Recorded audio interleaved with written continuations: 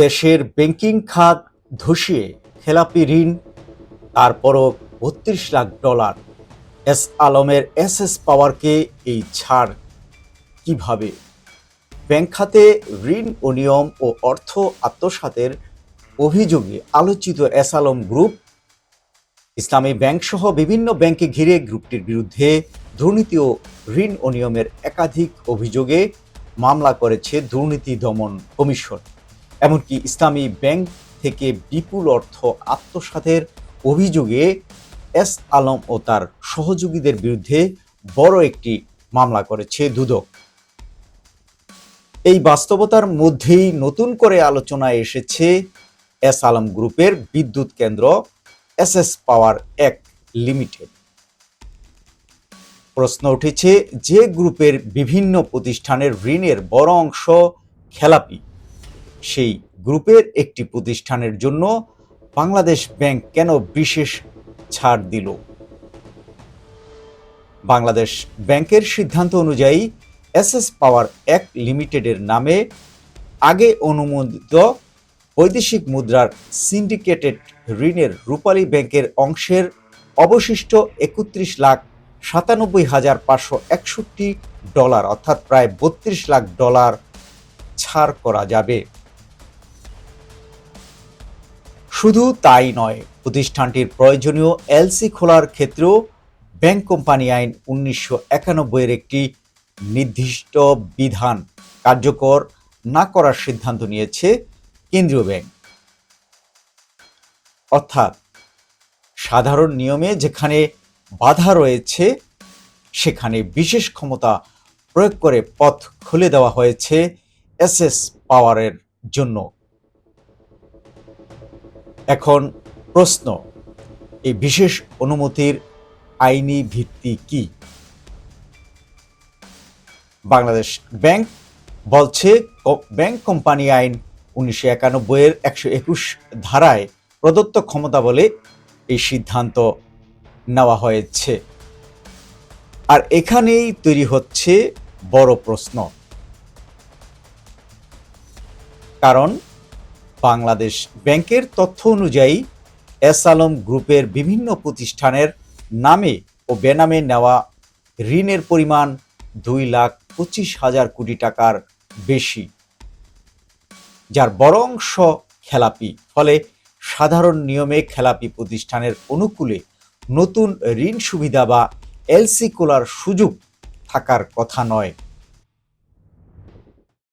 তাহলে পাওয়ার কিভাবে এই বিশেষ সুবিধা পেল?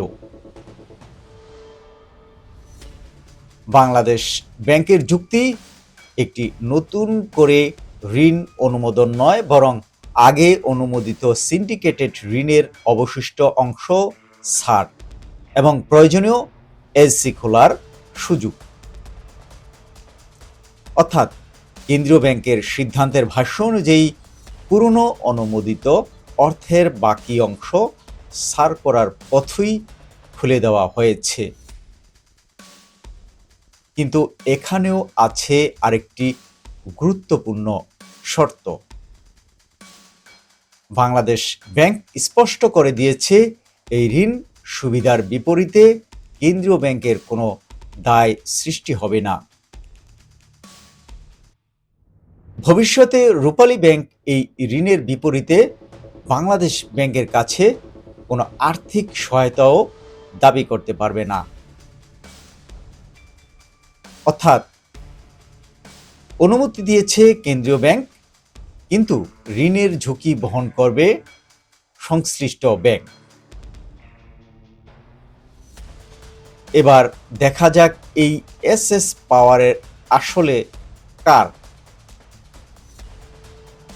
পাওয়ার এক লিমিটেডের 70% মালিকানা রয়েছে এস আলম গ্রুপের 6টি প্রতিষ্ঠানের হাতে, আর বাকি 30% মালিকানা রয়েছে চীনের SEPC ও 3 ও HTG ডেভেলপমেন্ট গ্রুপের হাতে।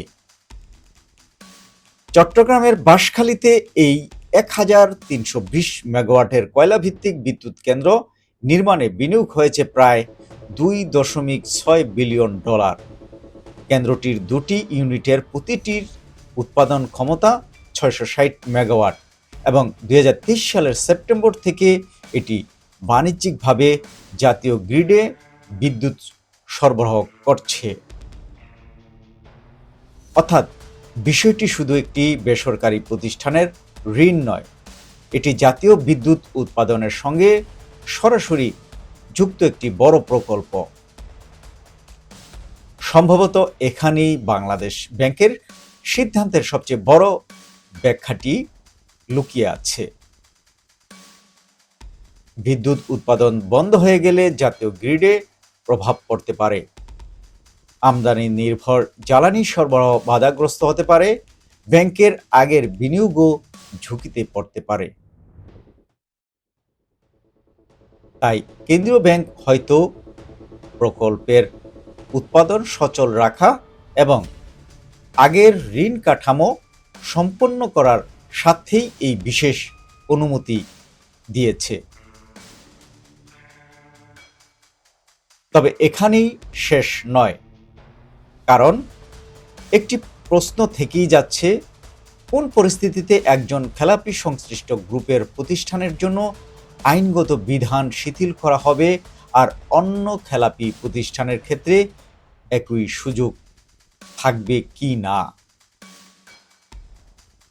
আর যদি এসএস পাওয়ারের ঋণের ঝুঁকি শেষ পর্যন্ত রূপালী ব্যাংকের উপরই থাকে, তাহলে ব্যাংকের আমানতকারীদের অর্থ কতটা নিরাপদ সেটিও গুরুত্বপূর্ণ প্রশ্ন। বিশেষ করে যখন এস আলম গ্রুপের বিরুদ্ধে ইসলামী ব্যাংক সহ বিভিন্ন ব্যাংকের ঋণ অনিয়ম ও অর্থ আত্মসাতের অভিযোগে একাধিক মামলা রয়েছে। তাই এই $32 লাখ অনুমতি শুধু একটি এলসি খোলার খবর নয়, এটি সামনে নিয়ে এসেছে ব্যাংকিং খাতের নিয়ম, কেন্দ্রীয় ব্যাংকের বিশেষ ক্ষমতা, খেলাপি ঋণ, আমানতকারীর অর্থ এবং রাষ্ট্রীয় স্বার্থ সবকিছুর একটি বড় প্রশ্ন। বিশেষ সুবিধা কেন দেওয়া হলো তার পূর্ণ ব্যাখ্যা যতটা স্বচ্ছ হবে, ব্যাংকিং খাতের প্রতি আস্থাও ততটাই বাড়বে। sharebusiness24.com এর সঙ্গে থাকুন, পুঁজিবাজার, ব্যাংকিং খাত ও অর্থনীতির গুরুত্বপূর্ণ খবরের বিশ্লেষণে থাকুন। এস আলমকে এই ঋণের অনুমতি দেওয়া আপনার কি মনে হয়? বিষয়টি যদি আপনারা মন্তব্য করে জানান যে এটা কি ভালো হলো নাকি ব্যাংকিং খাতের বড় ধরনের প্রভাব পড়তে পারে। সবার জন্য শুভকামনা, ধন্যবাদ।